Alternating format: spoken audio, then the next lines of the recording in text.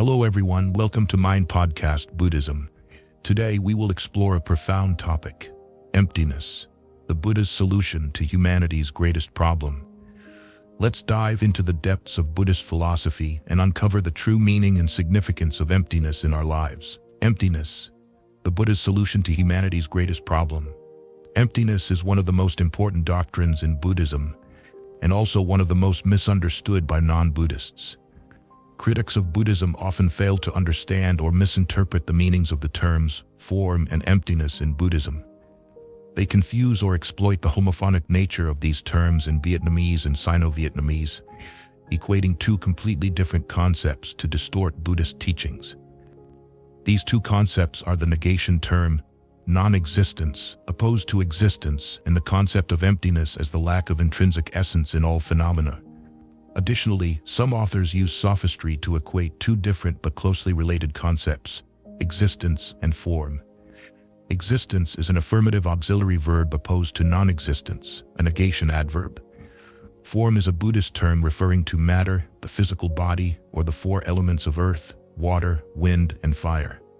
These two concepts have entirely different meanings, yet many critics with bias against Buddhism deliberately misinterpret them to slander Buddhism. Below are some preliminary explanations of the term emptiness in Buddhism. 1. Emptiness and meditation. In the Nikaya and Agama scriptures, the term emptiness is often described in connection with the practice of meditation. For example, emptiness, meaning empty, solitary, tranquil, deserted, is linked with the method of practicing mindfulness through breathing in and out. Monks go to the forest, to the root of a tree, or to an empty place, sit cross-legged, keep your body upright, set mindfulness before you, and breathe in and out mindfully. Additionally, empty place means a place without inhabitants, a deserted place, a solitary place, generally referring to hills, caves, forests, or open spaces. Thus, the imperative "go to an empty place" has implicitly become an idiom describing the practice of mindful breathing, or generally Buddhist meditation. This meditative state is often called dwelling in emptiness. The Buddha often praised, "Any noble disciple who lives in an empty place or emptiness is truly supreme." This is the emptiness of self. A noble disciple who dwells in an empty place becomes immovable, so that even a hair does not move. Such a method of meditative contemplation on emptiness is called emptiness samadhi, which is meditation on the non-substantiality of the self and phenomena. The Buddha also affirmed that dwelling in emptiness is the dwelling of the great ones in their practice. 2. Emptiness means non-self.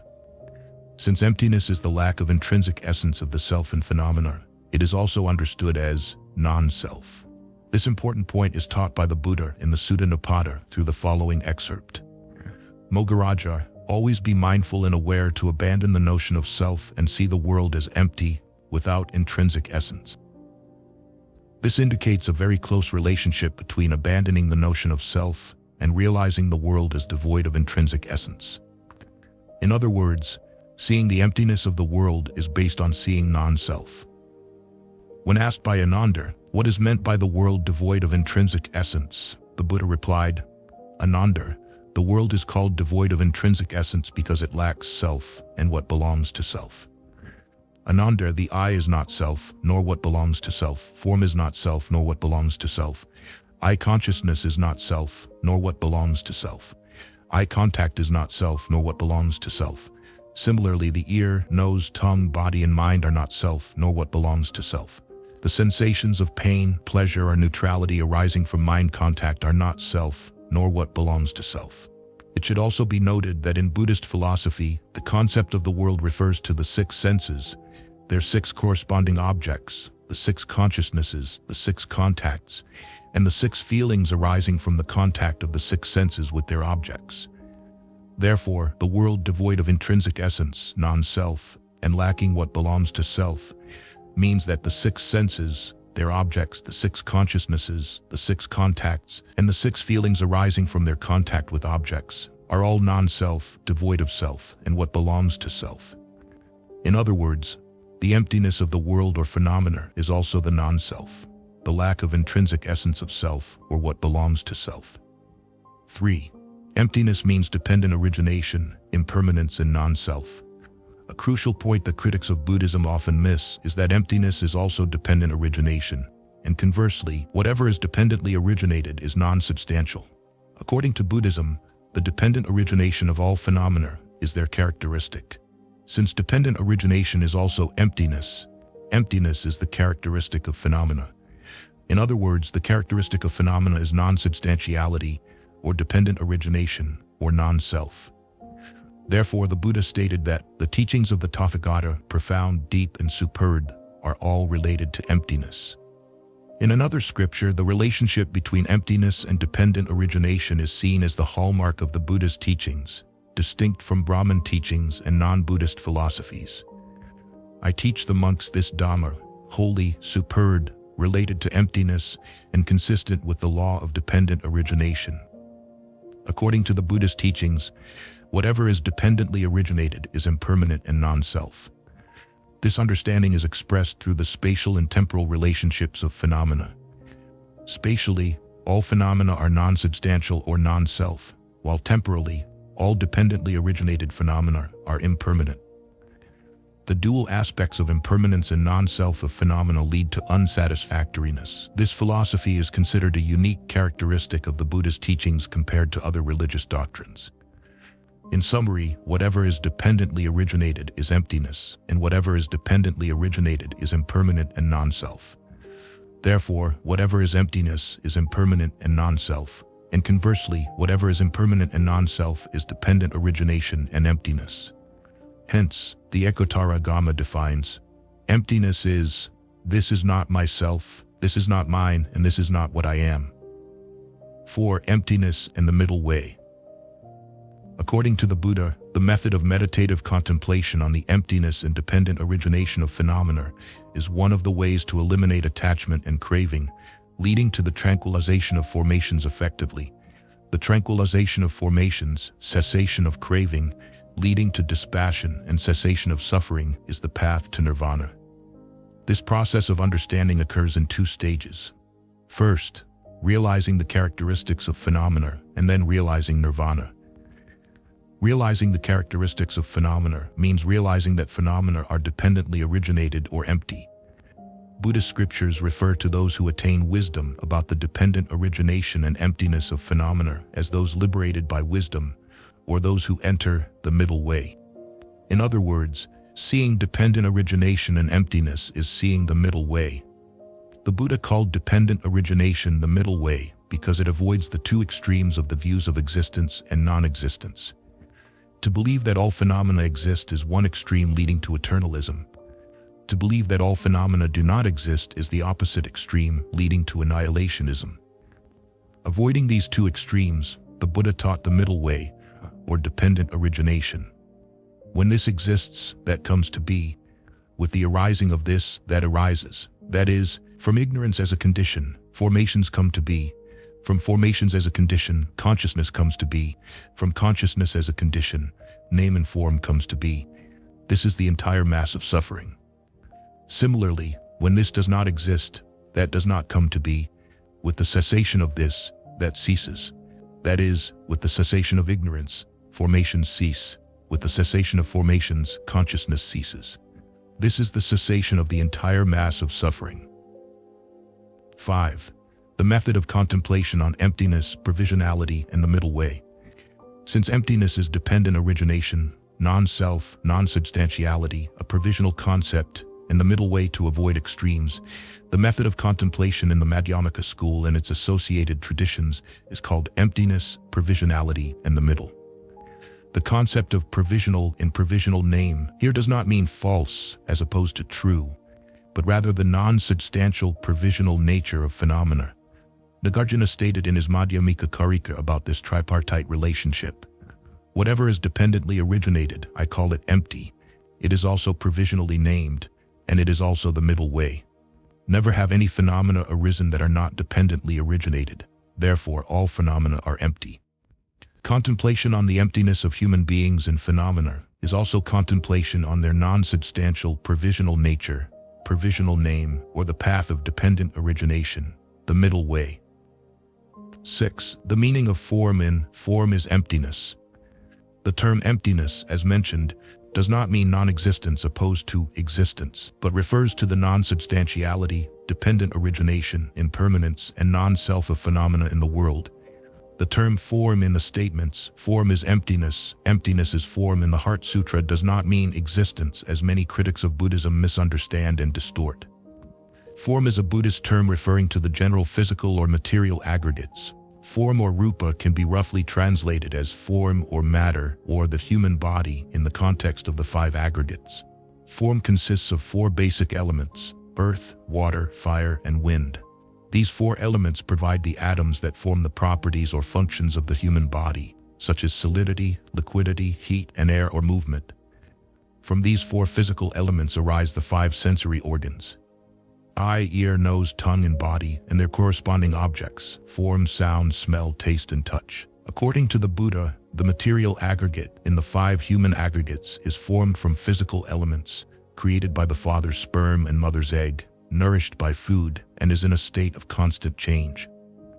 When analyzing form or rupa, the Buddha did not acknowledge an independent essence, but instead affirmed that this material aggregate only plays a functional role and depends on the interdependent relationship and cause and effect with the mental activities of feeling, ideation, formation, and consciousness. Therefore, form is dependent, originated, and non-substantial. Form is emptiness. In simpler terms, all material forms are dependently originated, non-self, and non-substantial. This truth also holds in the reverse process. Emptiness is form, meaning that dependently originated, non-substantial phenomena are also material forms. Speaking of material form is to speak of their non-self, impermanence, and dependent origination, emptiness. Thus, form is not different from emptiness. Similarly, conversely, referring to the non-self, impermanence, and dependent origination of phenomena is also referring to the non-substantial nature of material form. Thus, emptiness is not different from form. In summary, in Buddhism, the concept of form cannot be equated with existence, and emptiness cannot be equated with non-existence. These two pairs of terms have entirely different meanings. Therefore, interpretations that mislead and distort Buddhism by other religions regarding the meaning of the term emptiness as absolute nothingness or non-existence are not only incorrect but also lack a basis for existence. Emptiness in Buddhism. The Buddha nature of sentient beings is neither destroyed nor corrupted, neither bound nor hindered. Just as there is empty space within sentient beings, because all sentient beings possess this unobstructed emptiness, they do not perceive that they have this emptiness. Suppose sentient beings did not possess emptiness, then there would be no coming, going, standing, sitting, or lying down, no living or growing. For this reason, the sutras state that all sentient beings possess the realm of emptiness, and this realm of emptiness is called emptiness. The Buddha nature of sentient beings is similar. The bodhisattvas of the 10 abodes see a small part of it, like a diamond jewel.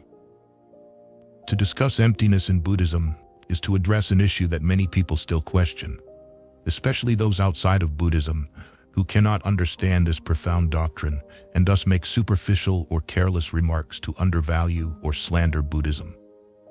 Exploring emptiness is not simple because what does emptiness mean? Does it mean nothingness, emptiness, or void? Many people believe that Buddhism is a religion that leads to nihilism, similar to the concept of nothingness in Taoism. Some take the phrases, "the five aggregates are all empty," and form is not different from emptiness. Emptiness is not different from form. Form is emptiness, emptiness is form, from the Heart Sutra to develop an incorrect view of Buddhism. Additionally, the Heart Sutra states, "This is the form of emptiness, neither arising nor ceasing, neither defiled nor pure, neither increasing nor decreasing," which adds confusion about the term emptiness for those studying it. Why is there emptiness in Buddhism? We need to remember that the Buddha was a teacher, a guide, not a religious founder. That is, the Buddha did not invent or create a method to the path of liberation, but proclaimed and spread the inherent path that must go through such steps, processes, and stages to reach the ultimate goal. Before the Buddha Shakyamuni, countless beings had attained Buddhahood. After the Buddha, many more will become Buddhas, and even during the Buddha's time, many people attained Buddhahood. Hence, there are Buddhas of the three times, past, present, and future. all follow the same path to enlightenment. The Buddha Shakyamuni transmitted this path in the southern continent, Jambudvipa, or our earthly world, according to his vow. The Sarangama Sutra states, "From the one true mind, due to delusory thoughts and discrimination, there arise dualities, such as subject and object, which lead to the manifestation of emptiness and the world. Because there is emptiness and the world, there are sentient beings. With the presence of the world and sentient beings interacting with each other, countless delusory discriminations arise, good, bad, right, wrong. Hence, all kinds of defilements and afflictions come into being. What has form and undergoes birth and death is the world. What is formless and tranquil is emptiness. What is different from emptiness in the world are sentient beings. Thus, from the true mind, due to delusion and agitation, emptiness arises.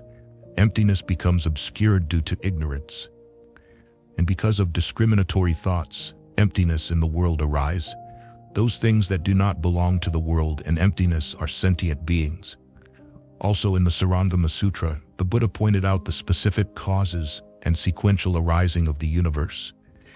In that same emptiness, upon attaining enlightenment, the Buddha revealed that the Buddha's body is immense. "My body encompasses the 10 directions of infinite space, and when it is small, it can sit within a grain of dust and turn the great Dharma wheel without any hindrance." The Buddha further speaks of this emptiness in the Great Nirvana Sutra as follows. "Good man, just now you asked why the Tathagata lies down without sitting up, does not demand food or drink, and does not instruct relatives to take care of his possessions. Good man, the nature of emptiness also does not sit up, does not demand food or drink, does not instruct relatives to take care of possessions, does not go or come, does not arise or cease, is neither old nor young, neither rises nor sets, is neither destroyed nor liberated, neither bound nor freed, neither speaks of self nor of others, neither understands self nor others, is neither food nor illness. Good man, all dharmas are originally without self-nature, so I say in verse, before there was nothing, now there is something. Before there was something, now there is nothing. The dharma of the 3 times does not have this reason. Good man, all dharmas arise due to causes and conditions, and also cease due to causes and conditions. If sentient beings possess Buddha nature, then all sentient beings should have a Buddha body like mine today. The Buddha nature of sentient beings is neither destroyed nor corrupted, neither bound nor hindered. Just as there is empty space within sentient beings, because all sentient beings possess this unobstructed emptiness, they do not perceive that they have this emptiness. Suppose sentient beings did not possess emptiness, then there would be no coming, going, standing, sitting, or lying down, no living or growing. For this reason, the sutras state that all sentient beings possess the realm of emptiness, and this realm of emptiness is called emptiness. The Buddha nature of sentient beings is similar. The bodhisattvas of the 10 abodes see a small part of it, like a diamond jewel. From the excerpts above, we can contemplate many issues to explain emptiness in Buddhism. First, emptiness arises from the true mind due to delusion and agitation. Emptiness becomes obscured due to ignorance and due to discriminatory thoughts. Emptiness in the world arise. Everything arises from causes and conditions coming together at the right time to form something else, dependent origination. The occurrence of one event leads to another continuously, interdependent origination. However, all events when dependently arisen will eventually be destroyed, leading to the formation of something else according to the principles of arising, abiding, changing, and ceasing, forming, existing, decaying, and void, and for humans and sentient beings, birth, aging, sickness, and death. With concrete form, rupa, it is also impermanent, always changing over time or instantaneously, impermanence, and upon death or destruction, it returns to emptiness. What it borrowed from the elements is returned to the elements, and in that state of emptiness, it awaits other conditions to combine into something else. In that something else, it will be destroyed to return to the state of emptiness. Therefore, in Buddhism, there is mention of not, existence, not existence, true emptiness and wondrous existence. Hence, having or not having are just 2 forms of the same essence manifesting alternately. Therefore, Bodhisattva Avalokitesvara deeply contemplated and clearly saw the 5 aggregates as empty. Whether form exists or not makes no difference. Form is emptiness, emptiness is form, thus seeing no suffering. Similarly, feeling, perception, formation, consciousness follow the same as form. Regarding dharmas, dharmas are inherently formless, neither arising nor ceasing, neither defiled nor pure, neither increasing nor decreasing, unchanging over time. In the article, A Brief Explanation of the Meaning of Emptiness in Buddhism, Venerable Thich Nhat Hanh explained the meaning of emptiness on 6 dimensions. 1. Emptiness in meditation, going to an empty place to meditate, and dwelling in emptiness or the nature of emptiness. 2. Emptiness means non-self, because emptiness is the non-substantiality of self in phenomena. 3. Emptiness means dependent origination, impermanence, and non-self. The characteristic of phenomena is non-substantiality or dependent origination or non-self.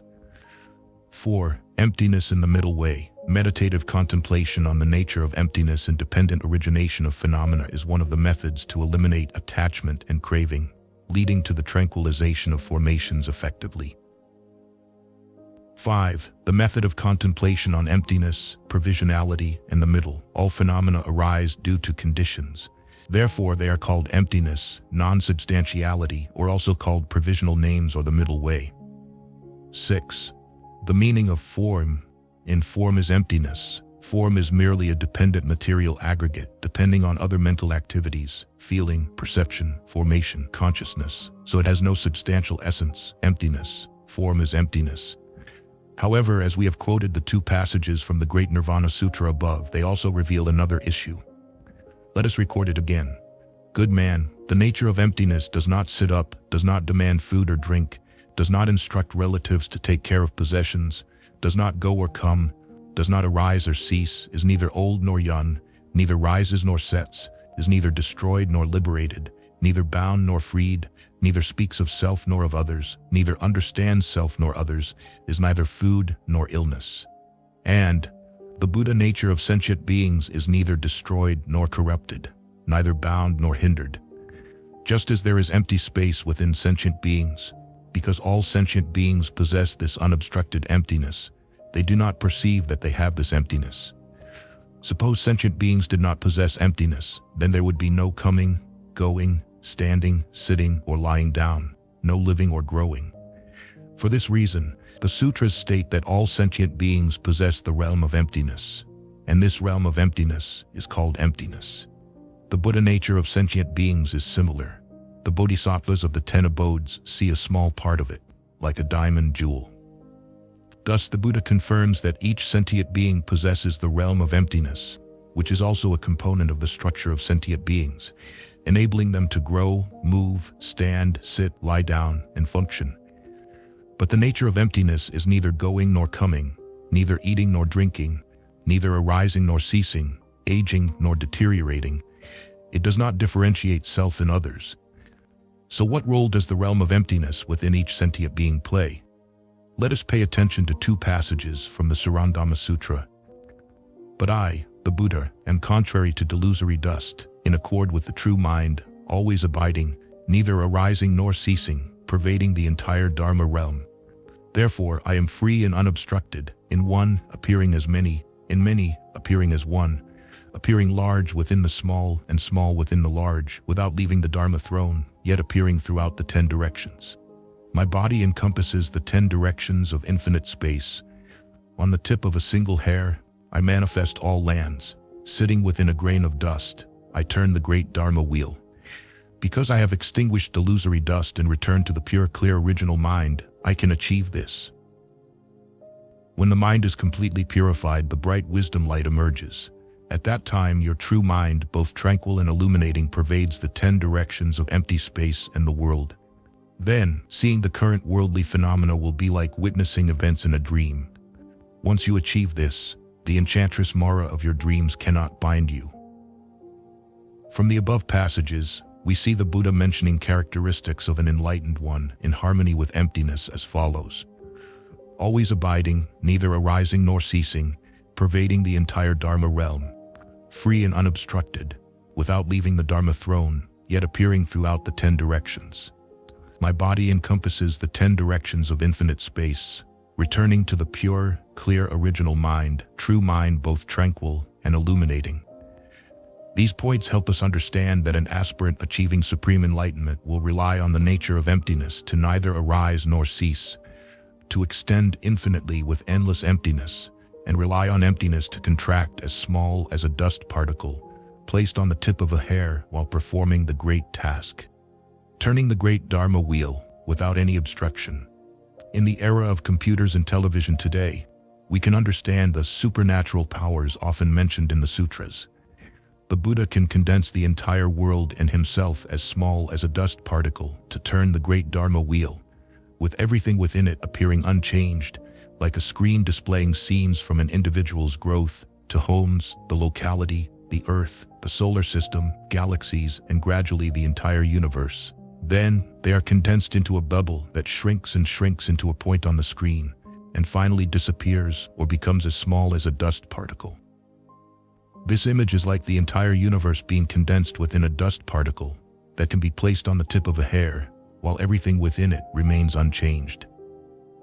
And why, when enlightened, does the Buddha's body encompass the 10 directions of infinite space?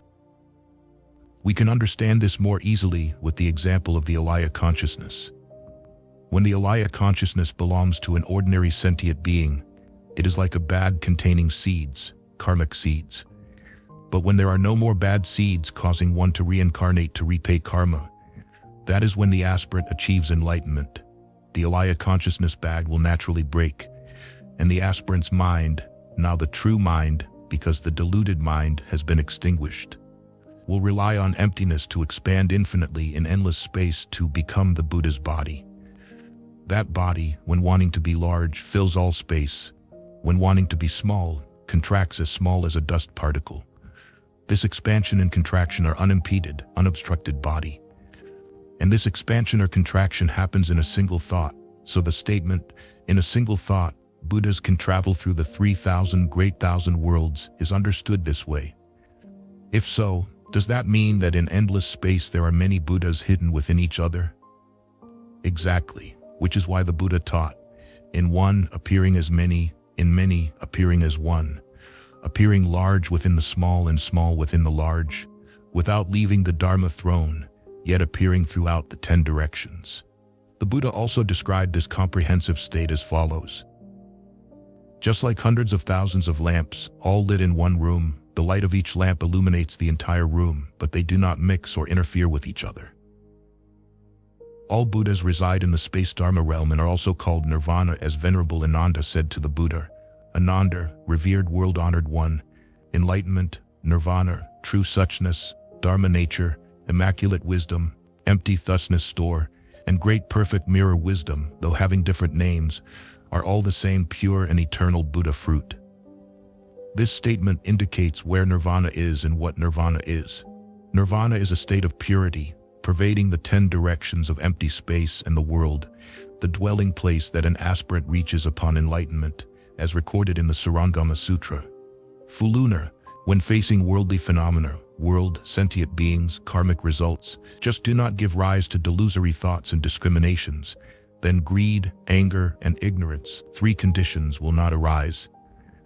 When the 3 conditions do not arise, the 3 causes of killing, stealing, and sexual misconduct do not come into being. At that time, the deluded man in delusion in your mind will disappear, and its disappearance is enlightenment, clarity. At that time your true mind, both tranquil and illuminating, will manifest throughout the Dharma realm without the need for hard and difficult cultivation or seeking from anyone. And the Buddha speaks of the true mind. It is wondrously serene, luminous, pervading the entire Dharma realm. The wondrous true mind, serene yet always illuminating, inherently luminous and wondrously illuminating. In the Tathagata Aham Sutra, the Buddha clearly indicated how to find nirvana. The Tathagata declares that the world, the origin of the world, the cessation of the world, and the path leading to the cessation of the world are all contained within this fathom-long body, along with its perception and thoughts. Nirvana, for the practitioner, has 2 forms. There are 2 forms of experiencing nirvana. Experiencing nirvana while still bearing the 5 aggregates, and experiencing nirvana when no longer bearing the 5 aggregates. Monks, what is experiencing nirvana while still bearing the 5 aggregates? Here, an arahant monk has eliminated all defilements, lived the holy life, accomplished what should be done, laid down the burden, attained the goal, eliminated all bonds of existence. A monk who has right understanding and has been liberated. His senses remain, and since he has not entirely abandoned the senses, he still experiences good and bad results. The cessation of his greed, hatred, and ignorance is called experiencing nirvana while still bearing the five aggregates. Monks, what is experiencing nirvana when no longer bearing the five aggregates? Here, an arahant monk, has been liberated. In this very life, he is no longer attached to physical sensations. He is cooled. This is experiencing nirvana when no longer bearing the five aggregates. Experiencing nirvana while still bearing the five aggregates is nirvana with remainder, and nirvana without remainder is nirvana when no longer bearing the five aggregates. Thus, emptiness in Buddhism is not a hypothetical or vague concept. These emptinesses point to the empty, non-substantial, and provisional aspects of things. But emptiness is the place of abiding and all-encompassing for all elements, and it is also the place where the mind of each sentient being, upon achieving enlightenment, merges into the true mind within true suchness, dharma nature, nirvana, or more accurately called empty thusness store. Therefore, emptiness in Buddhism does not mean non-existence, nor does it imply a vague or obscure meaning like nothingness in Taoism. The emptiness in Buddhism is very concrete and the highest aspiration that practitioners seek to find.